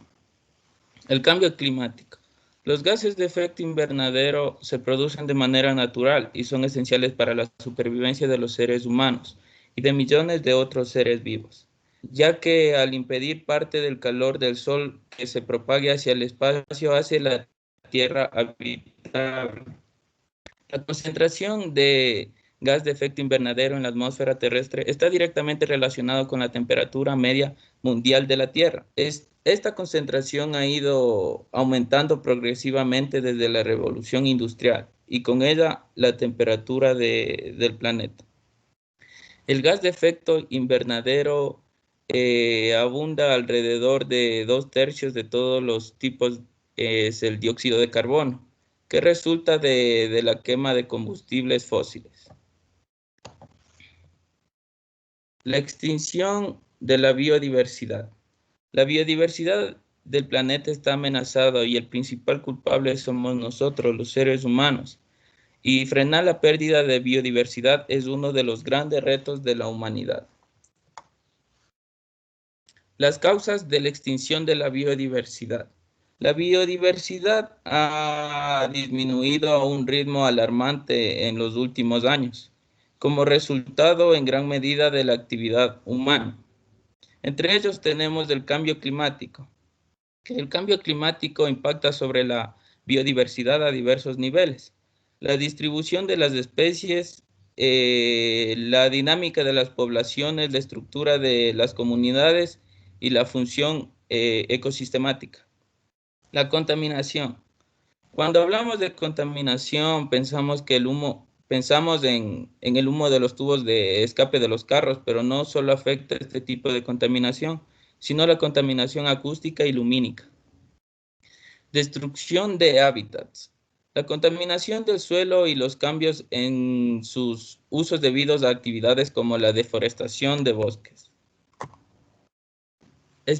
Especies exóticas invasoras. Las especies exóticas invasoras son la segunda causa de pérdida en la biodiversidad en el mundo, porque compiten con el alimento, además se hibridan con las especies nativas e introducen parásitos y enfermedades. Como podemos ver en el cuadro que tenemos a mi lado derecho, vemos la pérdida de biodiversidad a lo largo de los últimos siglos. Y nos damos cuenta que en el año 1800 hasta el 2000 ha ido aumentando la población y con ella el porcentaje de pérdida de especies en los ecosistemas. Flujos de nitrógeno y fósforo. Las aportaciones excesivas de nitrógeno y fósforo favorecen un proceso que se conoce como la eutrofización del agua, que esta consiste en una fertilización que origina un crecimiento desmedido de algunas especies de algas en superficies que terminan por impedir el paso de la luz. Esto quiere decir que de alguna manera las algas del fondo del mar no podrán realizar la fotosíntesis en el agua y el agua acaba perdiendo casi todo el oxígeno. Gracias. A continuación, mi compañero.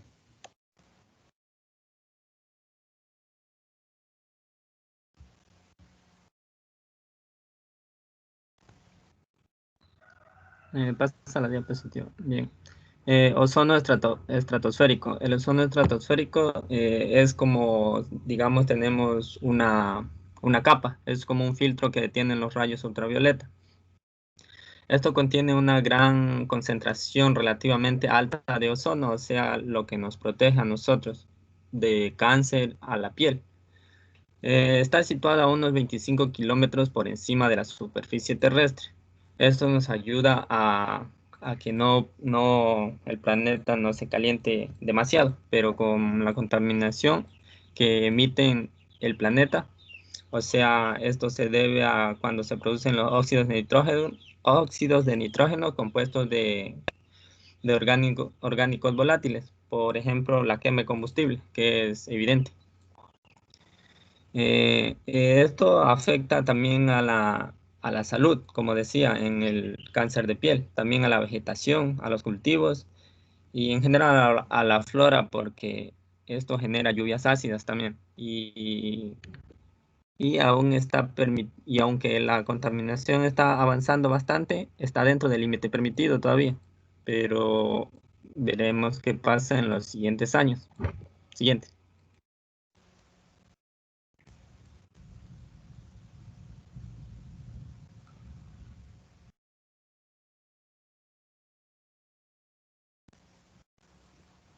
La acidificación de los océanos. Este es un problema muy grande a nivel de todo el planeta, porque el dióxido de carbono que se está generando en el planeta es causado por el hombre, porque cada vez hay más industrias, más microempresas que generan este dióxido de carbono, el cual al entrar en contacto del agua reacciona como un ácido carbónico, lo cual aumenta la acidez del agua.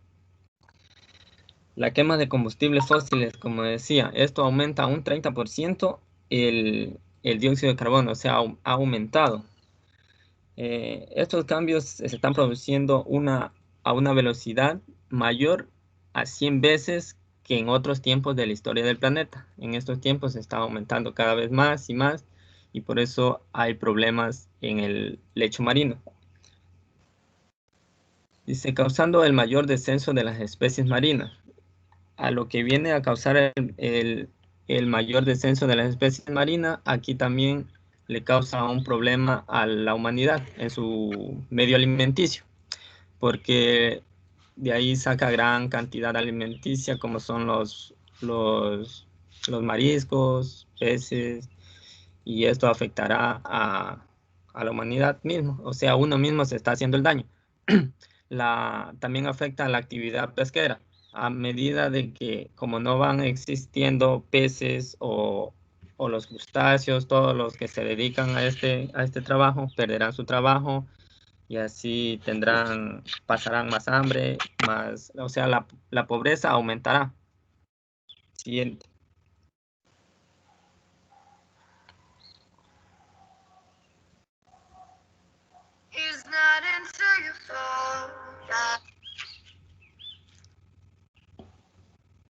El agua dulce. El agua dulce es uno de los recursos naturales con más abundancia que hay en el planeta Tierra. Pero a pesar de que es abundante, no podemos controlarlo, o sea, no podemos obtenerlo, porque el 90% se encuentra en el casquete polar y masas heladas. El 1% está en la superficie y es accesible. El resto está subterránea. Esta agua la podemos encontrar en ríos, lagos, arroyos, estanques, embalses o humedales.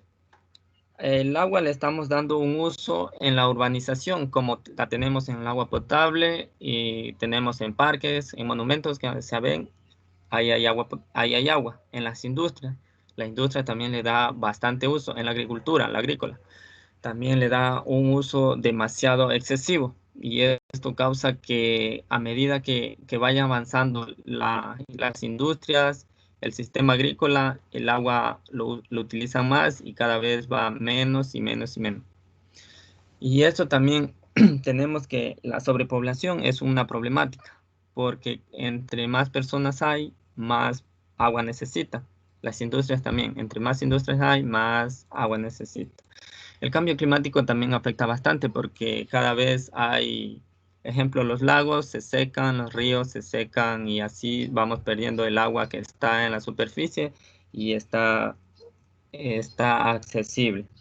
Y está dentro de tendencia de desbordamiento y cada vez va empeorando más y más. Gracias. Siguiente. Bueno, uso del suelo, por favor. Para hablar primeramente sobre el uso del suelo, vamos a referirnos que es la modificación del suelo para el beneficio del ser humano, como la ganadería, agricultura, tala de bosque, monocultivo, que esto perjudica para nuestras futuras generaciones. Como por ejemplo en el monocultivo, vamos a decir que monocultivo es la producción de un solo alimento. Y pues en el caso del monocultivo, al retirar la vegetación, el espacio del suelo queda desnudo. Al quedar desnudo se produce la erosión y en el monocultivo utilizamos fertilizantes químicos, más conocidos como agroquímicos, que nos sirve para eliminar plagas, para fertilizar, también para evitar enfermedades. Y pues lo malo de estos agroquímicos es que son persistentes en el suelo. Cuando llueve, estos agroquímicos se infiltran en el suelo y llegan a los mantos frácticos. Y no solo contaminamos el suelo, sino que también contaminamos en el subsuelo. Y pues en la tala de bosque habrá un aumento del dióxido de carbono y con la ganadería vamos a tener una obtención de metano que a futuro va a ser muy perjudicial si esto avanza. En los aerosoles atmosféricos, normalmente cuando hablamos de atmósfera, pensamos en gases como dióxido de carbono, nitrógeno, oxígeno, pero la atmósfera tiene más cosas como aerosoles, y no hablo de aerosoles que tenemos en nuestro cuarto, sino más bien hablo de partículas pequeñas que están en suspensión aérea, que son sólidas y líquidas, que tienen una oscilación de 0,001 y 100 micrómetros. Hay muchos tipos de aerosoles y algunos son de origen natural y otros antropogénica. En la natural estamos hablando de la naturaleza y en la antropogénica estamos hablando de la intervención del ser humano. En el origen natural tenemos ejemplos como el calima, que es la masa del polvo sahariano, cenizas de erupciones volcánicas, partículas de sales marinas en el océano, partículas de hielo muy altas en la atmósfera. En la antropogénica, lógicamente, todo lo que quemamos, el humo de la fabricación, de incendios forestales, humo de coche, Todo esto sube a la atmósfera, interacciona con la luz del sol, la dispersa, la absorbe, cambia su estado de polarización, cambia la cantidad de calor que hay en la atmósfera. El aerosol no solo son partículas, sino que esto más bien afecta en corto, medio y largo plazo, y pues tenemos que estudiarlas de una forma, y una manera de hacerlo es a través de las estaciones meteorológicas. En la contaminación química se basa en una alteración o modificación peligrosa del estado natural que posee un medio. Este tipo de contaminación es la consecuencia que se causa por introducir un elemento totalmente desconocido en un medio. Esto trae como consecuencia el desequilibrio, el desorden, la alteración de un ecosistema. Su origen ocurre en la Segunda Guerra Mundial, en las repercusiones de la lluvia radiactiva ocasionada por las guerras y los ensayos nucleares. Los contaminantes químicos más conocidos son pesticidas en la agricultura y ganadería, emisiones contaminantes de los coches como el dióxido de carbono, la basura tanto como doméstica e industrial. Las consecuencias de la contaminación química son que vamos a sufrir enfermedades respiratorias, muertes masivas a causa del incremento de niveles de toxicidad, aparición de la lluvia ácida que es causada por la emisión de dióxido de azufre y óxido de nitrógeno que reaccionan con las moléculas de agua. Una manera de prevenirla es medir y controlar las sustancias contaminantes en el medio ambiente, diseñar protocolos de actuación en caso de que esto se llegue a iterar. También podemos dotar equipos de protección a las personas que se mantienen en contacto, pues como por ejemplo trabajadores de industrias químicas. Gracias. Muy bien. Muy bien, ustedes han cumplido todas las especificaciones, han profundizado más sobre lo relacionado con los límites o fronteras planetarias. Está por lo tanto pertinente, el tema es importante. Se han organizado muy bien y también la capacidad de síntesis ha estado bastante clara. Ustedes tienen 0,8. Vamos con el grupo número 9, por favor, me anticipan los nombres y el tema.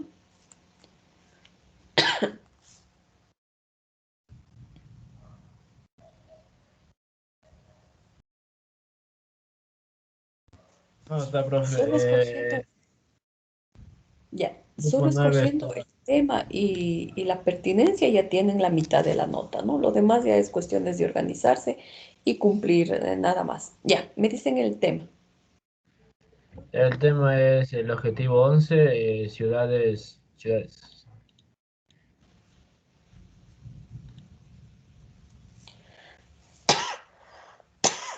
Los integrantes, Camila García, Sol Andrade, Fernando Cunalata, Job Tobar y Homero Hunda.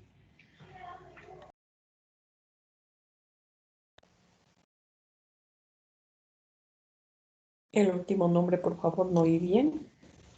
Homero Hunda. Gracias. Ya pueden compartir.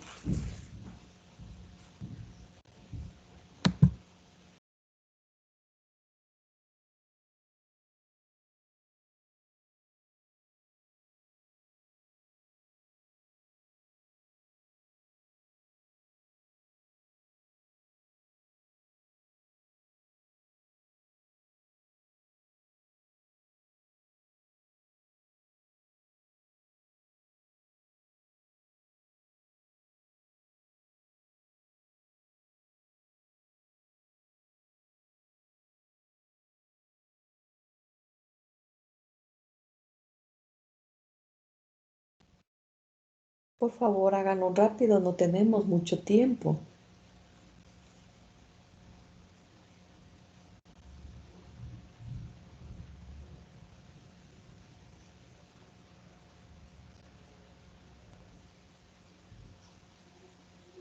Ya se ve, profe. Sí. Ya, a ver, Nuestro grupo va a hablar sobre el objetivo 11, que es ciudades. Está integrado por, como ya le nombramos, Luis Torres, Homero Hunda, Fernando Conolata, Camila García, Solo Andrade y Joc Tobar. Ya empiezan con 38 minutos. Continúen. Ya, ¿qué es este objetivo? El objetivo es lograr que las ciudades sean más inclusivas, seguras, resilientes y sostenibles. Ciudades inclusivas es que todas las personas participen y comparten en la vida de la ciudad, ya sin importar género, edad, ni situación económica o social. Resiliencia es la capacidad para adaptarse a las situaciones adversas con resultados positivos. Y sostenibles, como ya vimos en la anterior clase, me parece, es satisfacer las necesidades actuales sin comprometer la capacidad de las generaciones futuras para satisfacer las suyas. Ahora que está claro el objetivo, vamos a ver datos importantes antes de empezar. Datos importantes.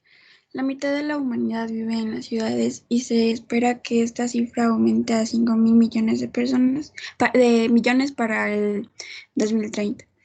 El 95% de la expansión de los terrenos urbanos en las próximas décadas tendrá lugar en el mundo en el desarrollo. Desde el 2016, el 90% de los habitantes de las ciudades respiraba aire que no cumplía las normas de seguridad establecidas por la OMS, lo que provocó un total de 4.2 millones de muertes debido a la contaminación atmosférica. Las ciudades del mundo ocupan solo el 3% de la Tierra, pero representa entre el 60% y el 80% del consumo de energía y el 75% de las emisiones de carbono. El rápido crecimiento de las ciudades, donde más de la mitad de la población mundial vive en zonas urbanas, ha creado problemas comunes tales como la congestión, falta de vivienda digna, escasez de fondos para servicios básicos, transporte público. Muchas ciudades están desarrollando políticas que favorecen el desarrollo sostenible en la materia ambiental, social y económica, sin prescindir de ninguno de ellos. Es por ello que no solo tienen en cuenta indicadores económicos de bienestar, sino que analizan y gestionan como la misma importancia otros como la educación, salud, energía, espacios verdes, turismo o empleo. Actualmente, 883 millones de personas viven en barrios marginales, la mayoría se encuentra en Asia Oriental y Sudoriental.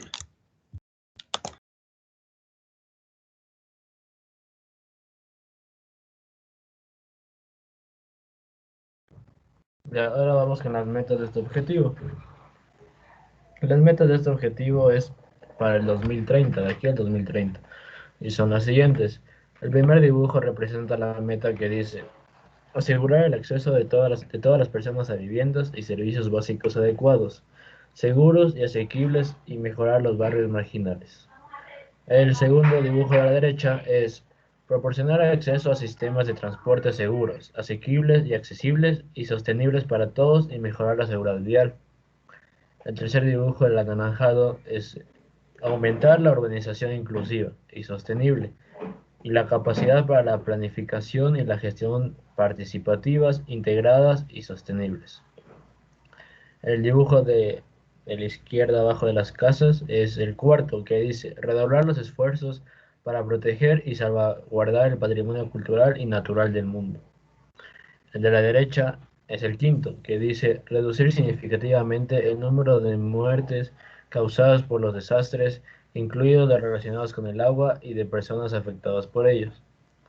El siguiente es el 6, reducir el impacto ambiental negativo per cápita de las ciudades, incluso prestando especial atención a la calidad del aire y la gestión de los desechos municipales y de otro tipo. Y el último es proporcionar acceso universal a zonas verdes y espacios públicos seguros, inclusivos y accesibles, en particular para las mujeres y los niños, las personas de edad y las personas con discapacidad.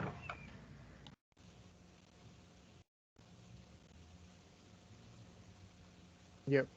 Ahora vamos a hablar sobre lo que es las tendencias de crecimiento urbano. El crecimiento urbano de la población ha sido acompañado por rezagos en los suministros de vivienda, infraestructura y servicios básicos, aumentando su vulnerabilidad a fenómenos externos. Los países de la región presentan un déficit elevado de vivienda apropiada, con una marcada tendencia a su incremento, así como de unas construcciones cada vez menos seguras o precarias. A menudo la construcción de viviendas populares tiende a incrementar el riesgo de vida de sus habitantes, debido a serias deficiencias en la calidad de la construcción, la escasa superficie de los predios de construcción y las áreas habitables, así también como la ubicación de los terrenos que no son aptos para la edificación. El impacto de la urbanización no planificada y el rápido y desordenado crecimiento de las ciudades tienden también a ser un impacto negativo dentro del medio ambiente y el equilibrio ecológico, debido a que su densidad, el uso de la tierra, la deforestación y la pérdida de la cobertura del suelo, así como también la contaminación que produce cada una de las personas que viven dentro de las ciudades, también la deficiencia de los sistemas de drenaje, cambios de la superficie de los terrenos e incrementando así la acumulación de aguas lluvia. También con eso nos da por consiguiente unos riesgos de inundaciones repentinas, deslizamientos de tierra. Igualmente que debido al control en la aplicación de normas mínimas en la construcción y seguridad de las edificaciones, también de viviendas, es un factor importante al incremento de la vulnerabilidad en zonas urbanas. Eh, También se existe lo que es las zonas urbanas informales, como pasa en Guayaquil, y en las zonas pobres urbanas y pobres rurales, que repercuten directamente como una sociedad marginada entre las mujeres, niños, ancianos, personas con discapacidades y grupos excluidos, que han pasado a ser los grupos sociales más vulnerables de la región.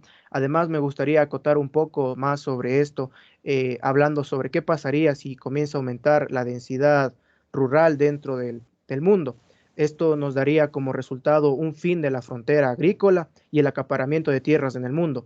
Por ejemplo, ya más de 2 siglos de expansión del capitalismo en el planeta nos ha llevado a retomar algunos ámbitos de la idea de los límites físicos al proceso de la acumulación que señalaban los economistas clásicos, que nos cuestionaban que en algún momento no muy lejano la viabilidad de procesos de acumulación nos hará que ese crecimiento infinito nos lleve a una de precaria prueba de salud y un sistema económico imperante.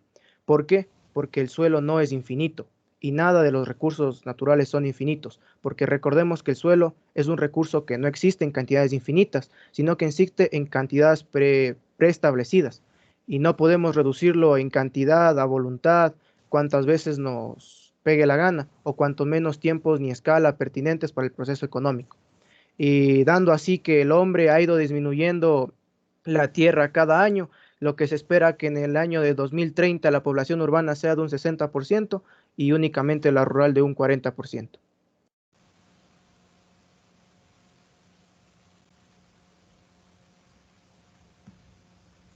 Bueno, yo les voy a hablar acerca del crecimiento y desarrollo de las ciudades.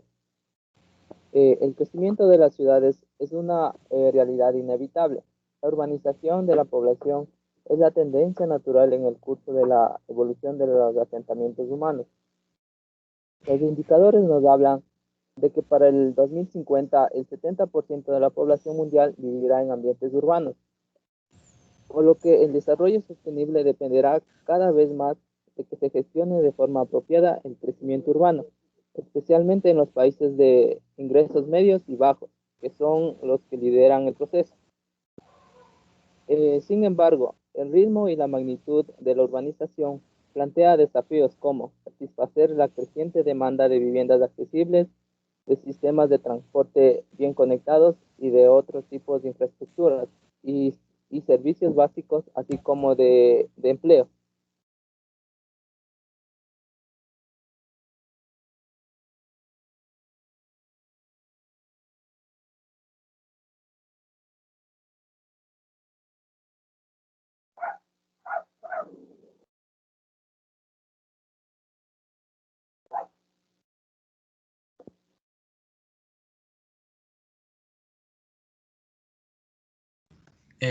¿Cómo podemos ayudar a este objetivo? La acción vecinal. El primer gráfico representa la acción vecinal que dice que es limpiar tu barrio y cuidarlo entre todos, pero puedes llegar también hasta las áreas desfavorecidas en lugar de solo embellecer tu zona. El segundo gráfico tenemos también que representa a la prueba y promueve coches compartidos en lugar de hacerte con uno, o incluso las bicicletas. Estas iniciativas han reducido en 2000 los vehículos que transitan por la ciudad. El tercer gráfico nos representa a que hay que ayudar a embellecer los espacios públicos desde algo tan sencillo como no arrojar basura al suelo, o también como comenzar un huerto urbano.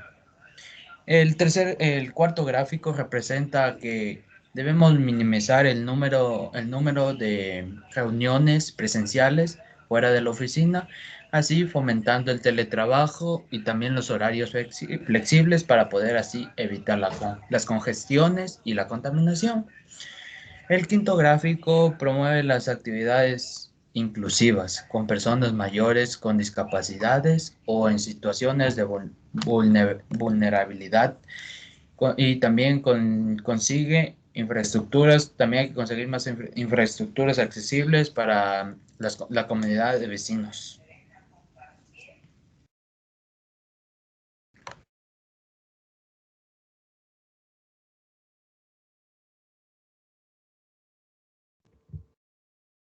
La respuesta al COVID. Las ciudades se encuentran en la primera línea de la lucha contra la pandemia y sus efectos duraderos. Alrededor del mundo, la COVID-19 está amenazando a las ciudades y comunidades, poniendo en peligro no solo la salud pública, sino también la economía y el tejido social. La ONU Habitat es el organismo de las Naciones Unidas para la Vivienda y el Desarrollo Urbano. Esta está trabajando con los gobiernos a nivel nacional y local para ayudarlos a prepararse, prevenir, responder y recuperarse de la pandemia del COVID-19. El plan de respuesta del COVID-19 de la ONU Habitat aspira a lo siguiente: apoyar a los gobiernos locales y las soluciones comunitarias en asentamientos informales, proporcionar datos urbanos, esquemas y conocimientos basados en datos empíricos para tomar decisiones fundamentadas, mitigar el impacto económico e iniciar la recuperación. El marco normativo y de programas del COVID-19 de la ONU Habitat proporciona orientaciones para tomar medidas a nivel mundial, regional y nacional. La Comisión Económica para África de las Naciones Unidas ha propuesto un apoyo específico para los gobiernos municipales con el objetivo de mitigar y responder a los efectos económicos del COVID-19. Y las ciudades de África representan el 50% del PIB, que es el Producto Interno Bruto de los bienes y servicios que produce un país durante un año generalmente. Y la COVID-19 probablemente afecte duramente a las ciudades africanas con fuertes descensos de la productividad, el empleo y los ingresos. Con esta información podemos realizar diferentes análisis. Por ejemplo, las causas de la sobrepoblación en sí sería el descenso de la tasa de mortalidad. Esto se da principalmente gracias a que la medicina ha crecido mucho. Entonces cada vez encontramos más respuestas a las diferentes enfermedades. Lo otro también sería el progreso en la producción de alimentos y las migraciones y la concentración urbana. Pero sin embargo las consecuencias sería el agotamiento de recursos naturales y con esto la degradación del medio ambiente. Por el consumo desmedido de estos mismos recursos naturales va a crecer la producción de la energía, energía proveniente del carbón, del petróleo, del gas natural. Y también por la escasez de recursos va a haber un aumento en el coste de la vida, ya que menos recursos, escasez de agua, acumulación de gente, entonces el costo de vida va a aumentar. Y también otra consecuencia grave sería el aumento del desempleo, ya que va a haber pocas vacantes de trabajo. Y para cerrar, mi compañero va a dar una conclusión. Bueno, después de haber investigado sobre el objetivo número 11, sobre el crecimiento de las ciudades y la sostenibilidad, nos llegamos a algunas conclusiones sobre lo que podría pasar si nos proyectamos a algunos años. Por ejemplo, la creciente demanda de tierra por parte de los inversionistas internacionales nos haría que todas las tierras cultivables de los países tercermundistas sean acaparadas por grandes multinacionales. También una nueva especulación en los mercados futuros y materias primas. también la preferencia en los mercados por materias primas blandas en lugar de las materias duras, también que los alimentos deben ser producidos internamente para alcanzar una autosuficiencia o una mayor producción de estos, también que el sistema económico tiene que estar dispuesto a pagar por el costo que nos va a llevar producir los alimentos internamente, cualquiera que éste sea. Asimismo, un incremento de las inversiones que los países deben realizar con las tierras disponibles para la agricultura, también teniendo acuerdos para salvaguardar los recursos dentro de un país para que no sean vendidos a los demás, formando una inversión en la compra de la tierra o en su defecto un alquiler en el largo plazo de esta. Las principales regiones que van a ser utilizadas para este proceso debe ser África y América Latina, ya que son regiones bastante ricas en lo que son recursos naturales y todavía tierras cultivables. Así que muchas gracias. Ya. Muy bien, este grupo también ha cumplido con lo especificado. El tema es importante, es pertinente, se han organizado bien y con una buena capacidad de síntesis, datos muy importantes, información muy importante que lo han sabido aprovechar, ¿no? Muy bien, entonces hasta este grupo vamos a trabajar el día de hoy. Voy a hacerle una serie de preguntas para los que han estado atentos a las diversas exposiciones y lo voy a hacer al azar, ¿no? Como siempre, he sacado algunas preguntitas de las exposiciones que han ido haciendo. Entonces, estoy compartiendo y vamos al azar a hacer. Antes de que el sorteo, ¿cuál es el tiempo tolerable si no se cumple con los 10 o 15 minutos que usted establece? O sea, siempre hay un margen, ¿no? 2, 3 minutos como máximo, pero por ejemplo, si es una exposición de máximo 15 minutos, hablar 20, 25 es totalmente fuera de foco. Si nos dan un tiempo de 15 minutos, hablar 5, 10 minutos también es muy poquito. Entonces es mejor ceñirse al tiempo establecido. ¿Y cómo se ciñen al tiempo establecido? Haciendo un repaso previo con una buena organización, etcétera, ¿no? Es como en una defensa de grado, les dan 20 minutos. A los 20 minutos se puede, si ya se ve, por ejemplo, que están en la parte final, puede continuar, ¿no? Porque tampoco se puede truncar para que las ideas queden inconsistentes o que la presentación no sea completa. Pero, por ejemplo, si a los 20 minutos siguen en la metodología, o sea, se ve que falta bastante, entonces ahí se nota que no ha habido un repaso previo porque las condiciones están ya previamente descritas antes, ¿no? Entonces, en ese sentido, tienen que aprender a ceñirse a los tiempos o hablar en los tiempos pertinentes, en los tiempos que se están mandando, sean 5, 10, 20, media hora, etcétera, ¿no? Entonces ahí se ve un poco la organización y la capacidad de síntesis, porque no por ceñirse a un tiempo pueden dejar hablar de todo, ¿no? Entonces en ese sentido va. Gracias, profe. ¿Ya? A usted. Cintia Juela. ¿Está por ahí?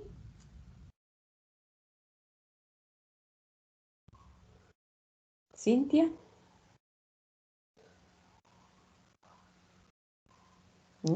No. Muy bien. ¿O no quiere? Darwin Agualema. Presente, Inge. Ya, muy bien, le pregunto. Indique 3 causas por las que el río Pachandica está contaminado.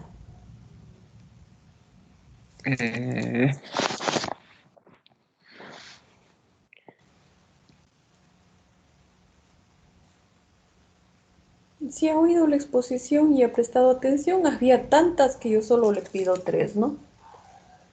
Y en realidad es la contaminación y la problemática de todos los ríos.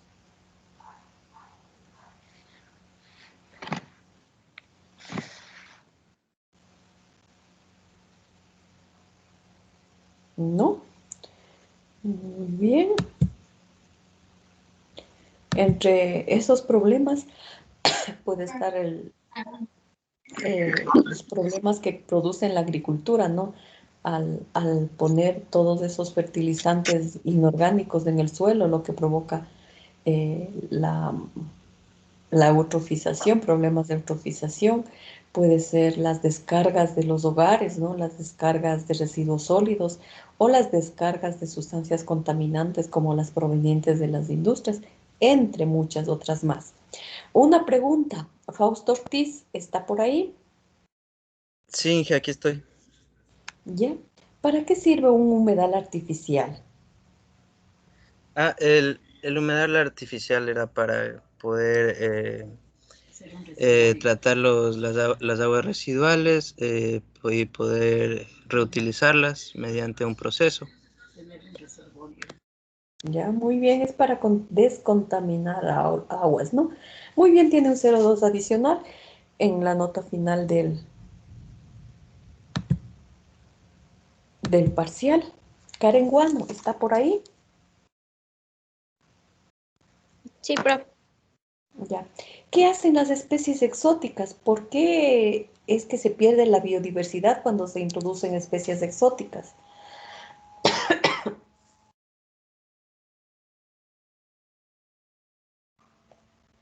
Profe, ¿podría repetirme, por favor? Ya. ¿Qué problemas causan las especies exóticas para que la biodiversidad se pueda perder? ¿O qué son las especies exóticas? Podemos empezar por ahí.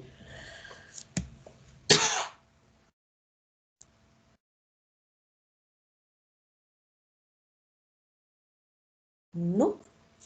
Bueno, las especies exóticas... Profe, sí, profe. Eh, A ver, rapidito, si no cambio de persona. Las especies exóticas son los animales, plantas o puede ser algas que son introducidas fuera de su área de donde que ¿Y tienen ahí que vivir ya. ¿Y qué naturalmente. problemas causan para que la biodiversidad se vea disminuida?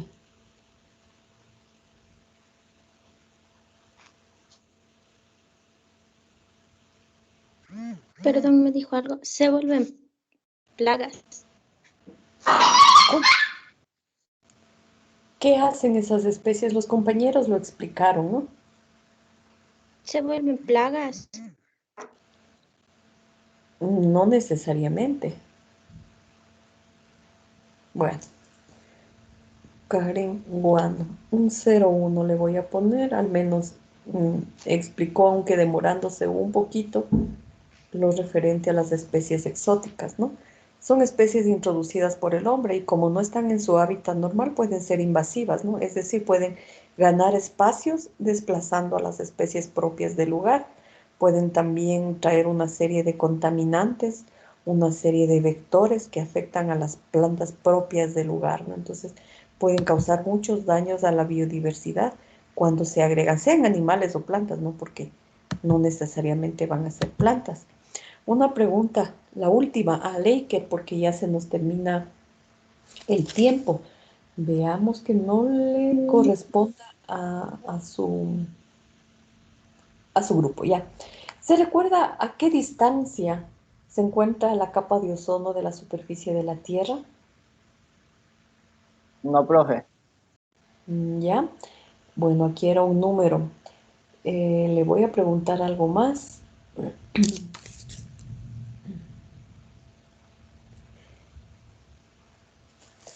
Déjeme ver rapidito.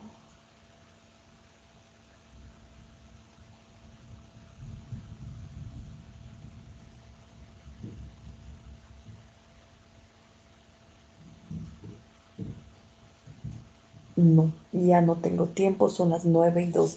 Bueno, entonces en esta clase Karen Guano tiene 0,1 y Fausto Ortiz tiene un 0,2 adicional.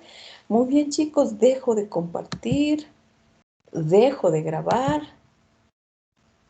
y salimos de clase, ¿no? Entonces mañana continuamos con las exposiciones, los grupos que faltan, por favor, vean cómo han sido las exposiciones de hoy para que traten de mejorar u organizarse de mejor manera.